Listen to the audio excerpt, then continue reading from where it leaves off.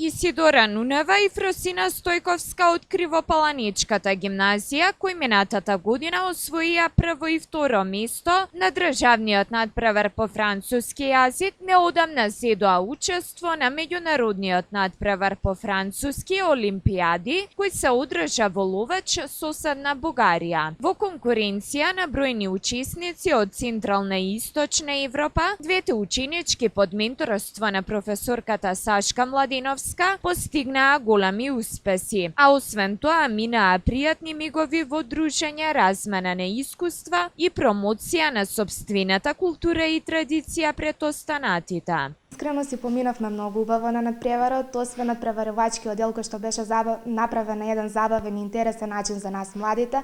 Имаше многу дружење, се запознавме со личности од повеќе држави, се запознавме со нивната култура, нивната традиција, на кој начин тие го изучуваат францускиот јазик. Надпреварот се одржа во Ловеч и се состоеше од два дела. Писмен дел, пишувавме состави на тема патување и пишување.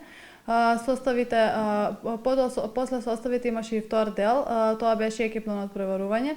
Секој ученик имаше свое учество во екипното надпреварување. Екипите се состојаа од по еден ученик од сите 6 земји.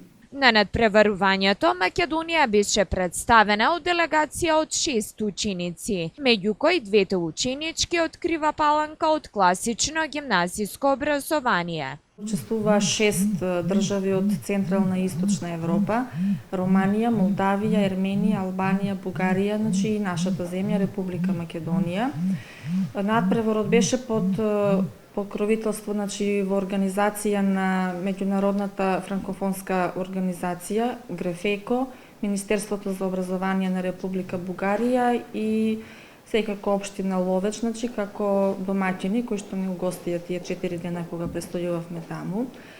Од Република Македонија, значи во надпреварот учествувавме како делегација, значи една цела во која што зема учество 6 ученици.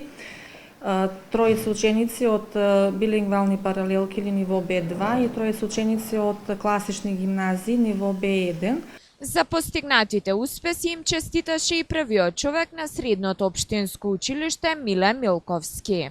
И се надам дека вашиот успех ќе биде потик за понатамошно ваше усовршување на францускиот јазик. Јас се надам дека исто така ќе потикнете останатите ученици до нашето училиште да учествуваат на вакви надпревари.